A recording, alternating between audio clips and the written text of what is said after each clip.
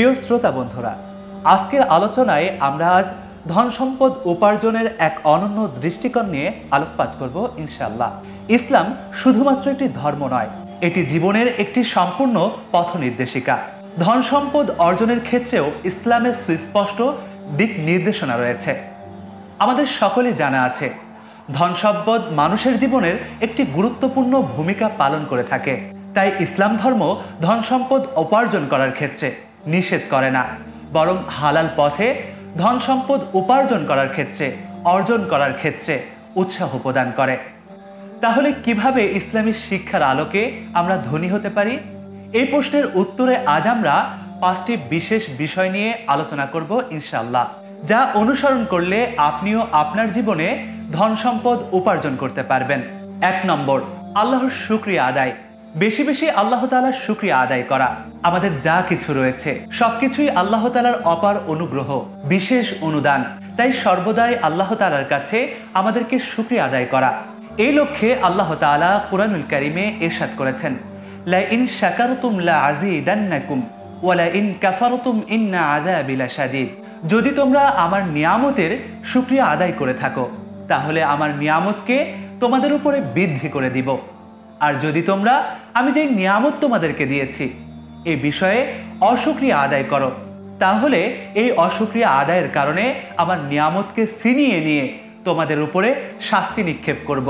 এই জন্য আমাদের উচিত হবে সর্বদা আল্লাহ তাআলার শুকরিয়া আদায় করা। সেটি মুখ থেকে নয়, বরং স্বীয় হৃদয় থেকে আল্লাহ তাআলার শুকরিয়া জ্ঞাপন করা। 2 নম্বর, দান করা। দান ইসলামের মহান একটি আমল। এই দানের মাধ্যমে বান্দার অন্তর স্বচ্ছ হয় এবং আল্লাহ তাআলা বান্দার রিজিকের মধ্যে প্রশস্ততা দান করেন, রিজিকের মধ্যে বারাকা দান করেন। এই ব্যাপারে বিশ্বনবী সাল্লাল্লাহু আলাইহি ওয়াসাল্লাম হাদিসের মধ্যে উল্লেখ করেছেন, মা মিন ইয়াউমিন ইউসবিহুল ইবাদু ফীহি ইল্লা মালাকানি ইয়ানজিলানি ফায়াকুলু আহাদুহুমা আল্লাহুম্মা আ'তি মুনফিকান খালাফান ওয়া ইয়াকুলুল আখিরু আল্লাহুম্মা আ'তি মুমসিকান তালাফান। প্রত্যেকদিন সকালে 2 জন ফেরেশতা অবতরণ করেন। অবতরণ করে তাদের একজন আল্লাহ তাআলার কাছে দোয়া করেন, বলেন, হে আল্লাহ, যে দান করলো আপনি তাকে বৃদ্ধি করে দিন, আপনি তার রিজিকে প্রশস্ততা দান করুন, তাকে ধনী বানিয়ে দিন। অপর এক ফেরেশতা আল্লাহ তাআলার কাছে দোয়া করে, বলে, হে আল্লাহ, যে ধন সম্পদকে আঁকড়ে রাখলো, কৃপণতার পথ অবলম্বন করলো, আপনি তার ধন সম্পদকে কমিয়ে দিন, তা ধ্বংস করে দিন। তাই প্রিয় ভাইরা, দান করা মানে অপরকে সাহায্য করা নয়, বরং নিজের উন্নয়নের জন্য, নিজের উন্নতির জন্যই তা খরচ করা, দান করা। 3 নম্বর, স্থান পরিবর্তন করা। স্থান পরিবর্তন করা মানেই শুধু ভৌগোলিক সীমানা পরিবর্তন নয়, বরং জীবনের একটি নতুন অধ্যায়ের সূচনা। তাই ইসলামেও স্থান পরিবর্তন করার গুরুত্বের ব্যাপারে নির্দেশ দিয়েছে। হাদিসে উল্লেখ রয়েছে, বিশ্বনবী সাল্লাল্লাহু আলাইহি ওয়াসাল্লাম যখন মক্কায় বসবাস করতেন তখন অনেক কষ্ট সহ্য করেছিলেন, কিন্তু যখন স্বীয় স্থান ত্যাগ করে মদিনায় হিজরত করলেন তখন নতুন জীবনের ধারা শুরু হলো, তখন সুখময় এক জীবন পেলেন। এর দ্বারাও আমাদের কাছে বুঝে আসে, স্থান পরিবর্তনের দ্বারা রিজিকের মধ্যে বারাকা আসে, রিজিকের সচ্ছলতা আসে, রিজিকের পথ খুলে যায়। তাই জীবনের সচ্ছলতা অর্জন করতে হলে স্থান পরিবর্তন করতে হবে। 4 নম্বর, বিবাহ করা। বিবাহ বিশ্বনবী সাল্লাল্লাহু আলাইহি ওয়াসাল্লামের এক মহান সুন্নত। এই সুন্নত আদায়ের দ্বারা পরিবার গঠন হয়, সামাজিক নীতি নৈতিকতা ঠিক থাকে এবং নিজের জীবনের সুখের এবং শান্তির হয়, এবং নিজের জীবনে সুখ এবং শান্তি অনুভব করা যায়, যার ফলে মানুষ কাজে মনোনিবেশ করতে পারে। এর দ্বারা তার আর্থিক উপার্জন বৃদ্ধি হতে থাকে এবং সে ব্যাপারে সে শানিত করতে থাকে। এই জন্যই আল্লাহ তাআলা কুরআনুল কারীমে এই ব্যাপারটাকে স্পষ্ট করে দিয়েছেন। তিনি বলেন, ওয়ানকিহুল আইয়ামা মিনকুম ওয়াস-সালিহিনা মিন ইবাদিকুম ওয়া ইমাইকুম ওয়া ইয়াকুনুল ফুকারা ইগনিহুমুল্লাহু মিন ফাদলিহি। তোমাদের মধ্যে যে সমস্ত তরুণ এবং তরুণীরা রয়েছে যারা বিবাহের প্রাপ্তবয়সে উপনীত হয়েছে, তারা যদি সমর্থবান হয় তাহলে তোমরা তাদের বিবাহ দিয়ে দাও।